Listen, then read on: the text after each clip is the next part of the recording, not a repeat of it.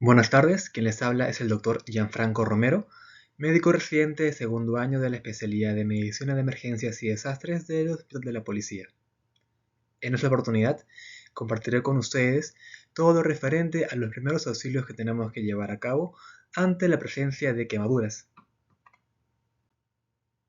Muy bien, los objetivos de esta presentación serán instruir a la población sobre qué son las quemaduras y qué pueden originar cada una de ellas, así como también el adquirir conocimientos prácticos para que puedan las personas actuar frente a alguna quemadura que se llegase a presentar quizá en el trabajo o en la casa. En cuanto a los puntos claves a tocar durante esta ponencia, hablaremos referente a la definición de las quemaduras, los tipos de quemaduras y qué es lo que debemos hacer ante este cuadro. Muy bien, a continuación empezaremos a describir un número de escenarios. Aquí, por ejemplo, vemos a un bebé que se encuentra en la cocina, probablemente pues esté la estufa prendida y vemos una olla. Muchas veces son estos minutos de diferencia o periodos de tiempo cortos que pueden generar, ¿no?, el desastre, que pueden generar que la vida de una persona cambie rotundamente. Los incidentes de tipo quemaduras más frecuentes se llevan a cabo en las casas, en los domicilios. Aproximadamente el 80% de las quemaduras en los niños y adolescentes son en casas. Aquí tenemos otro escenario. Este es un tipo de quemadura también denominada quemadura eléctrica.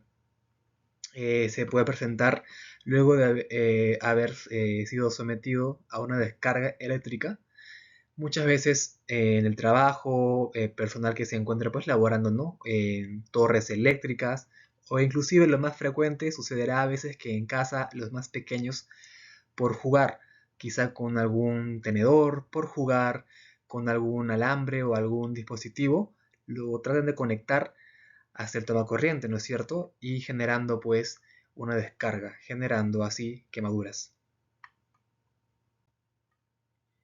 Pero entonces, ¿qué son las quemaduras? ¿Qué es una quemadura? Esta vendría a ser una lesión producida tanto por agentes de tipo físicos como por agentes químicos, que van a producir desde una leve irritación del tejido de la piel hasta generar destrucción total del tejido, si es que esta pues es un grado mucho más avanzado. Bien, la característica que diferencia la quemadura de otro tipo de lesiones es que justamente presentará pues una rápida destrucción del tejido cutáneo, hasta poder generar, en casos más graves, la pérdida importante de líquidos. Justamente pues las secuelas o complicaciones de las quemaduras vendrían a ser la deshidratación, porque el paciente puede generar pérdida de esto, lo que se conoce como pérdidas insensibles. Entonces, tenemos diferentes agentes que pueden generar quemaduras en las personas.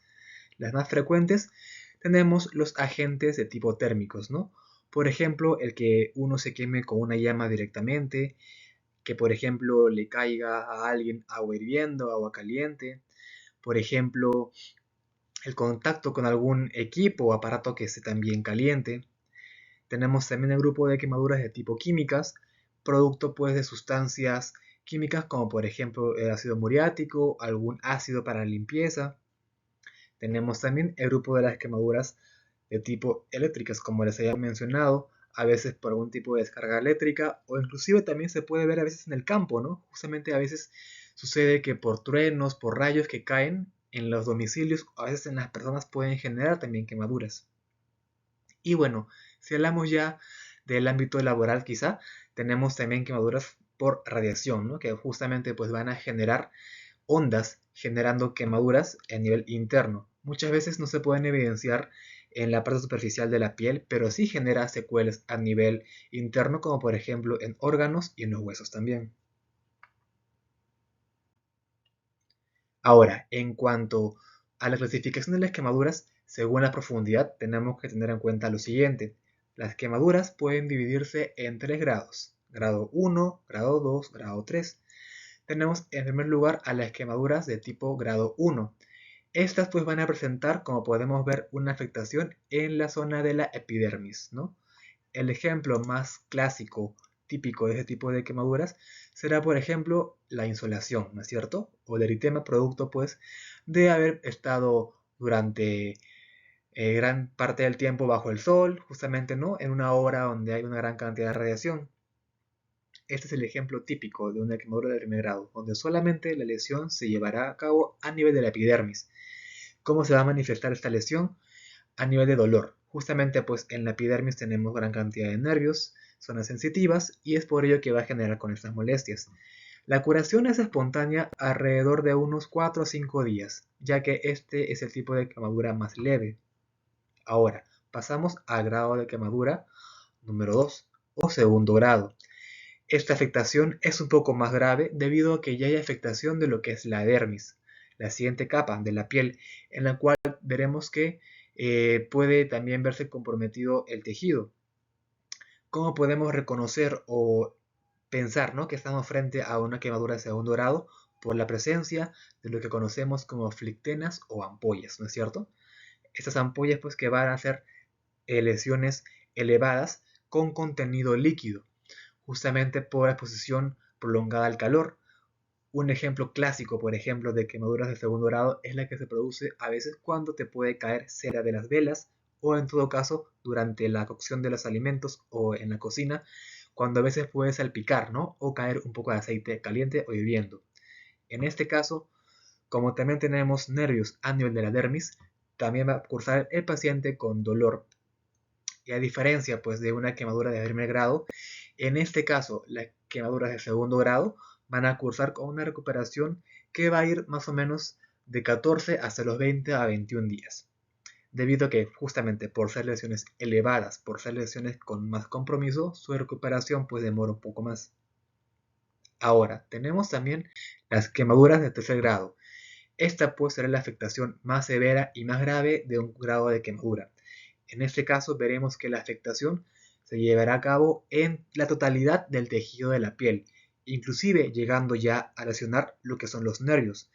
¿Cómo podemos evidenciar una quemadura de este tipo? Por la presencia de lo que conocemos como escaras, ¿no es cierto? Que serán estas zonas irregulares, estas zonas de aspecto coloración negruzca, justamente porque ya se ha logrado invadir, ¿no?, y quemar todo el tejido de la piel.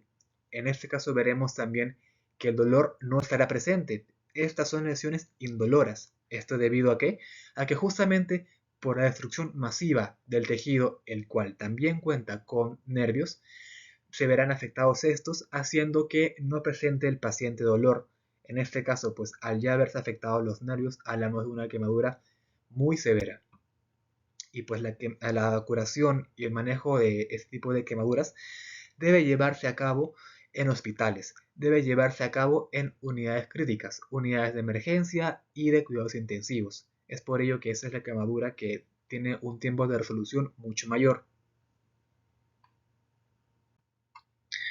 Bien, hayamos conversado que tenemos quemaduras de tipo térmico, de tipo químico, quemaduras de tipo eléctrico o a veces por radiación, ¿no es cierto? Entonces, si estamos, por ejemplo, en casa, si estamos en el trabajo, ¿qué tenemos que hacer? ¿Cómo tenemos que actuar frente a algún tipo de quemadura? Por ejemplo, está el personal en las cocinas o está, por ejemplo, ¿no?, alguien trabajando y le cae agua hirviendo, le cae contenido alimenticio que esté caliente, ¿cierto? En primer lugar, tenemos que retirar la prenda que se encuentre cercana a la lesión, pero tenemos que usar tijeras. No podemos de frente retirar la ropa. Lo que tenemos que hacer es causar el menor daño posible, justamente usar tijeras para poder retirar la ropa. Y tener en cuenta lo siguiente, no tenemos que retirar la ropa que se encuentre adherida a la quemadura. ¿Por qué? Debido a que podemos generar que se desprenda la piel y generar pues más compromiso, generando al fin y al cabo más daño al paciente. Una vez que tenemos ya la zona libre o lo más libre posible, lo que tenemos que hacer es aplicar agua, pero agua corriente, no hielo, no agua helada, tiene que ser agua corriente, agua de caño, aproximadamente por unos 20 minutos. De esta manera pues lograremos bajar un poco la temperatura, logrando estabilizar al paciente para evitar que ésta pues siga avanzando. Una vez que ya transcurrido los 20 minutos, podemos tapar, ¿no?, o cubrir esta zona con algún tipo de gasa o vendaje limpio, y luego de ello inmediatamente acudir al centro de salud que tengamos más cercano. Justamente el reducir el tiempo de espera hará pues que las secuelas de la quemadura sean mucho menores. Ahora, tengamos también en cuenta lo siguiente. Se habla mucho que tenemos quemaduras en la piel, quemaduras por el sol, ¿no es cierto? Pero ¿qué pasa si es que, por ejemplo, tenemos una quemadura a nivel ocular? Recuerdan pues que los ojos son órganos muy sensitivos, son órganos que tienen muchos nervios. Entonces lo que tenemos que también llevar a cabo es el empleo de lo que es el agua corriente. El agua del caño tiene que también cubrir el ojo y la zona de la quemadura aproximadamente por 20 minutos. De esa manera pues estaremos reduciendo el daño que puede en algunos casos generar secuelas irreversibles, como por ejemplo la ceguera. Entonces no debemos agregar tampoco ningún tipo de gota o fármaco en los ojos. Lo ideal sería solamente emplear agua corriente por el tiempo de 20 minutos. Luego de ello, cubrir los ojos con una gasa limpia o un vendaje limpio e inmediatamente acudir al establecimiento que tengamos más cercano. Es lamentable que a veces por el tiempo y quemaduras de gran extensión puedan volverse a veces más complicadas de manejar justamente por el tiempo que se prolonga para llevar al paciente al establecimiento de salud más cercano. Entonces, tengamos siempre en cuenta lo siguiente: el tiempo en estos pacientes es vital, es fundamental llevar a cabo una adecuada acción y hacerlo muy rápido. Bien, tengamos también en cuenta lo siguiente: a veces por el nerviosismo de las personas, a veces por no saber también cómo actuar, a veces por el momento, por la situación, actuamos a veces por impulso, ¿no es cierto? Pero tenemos que tener en cuenta qué cosas no hacer frente a alguna quemadura que pueda presentarse. Tenemos que evitar aplicar o colocar algún tipo de medicamento o fármaco en la zona o algún insumo de uso popular.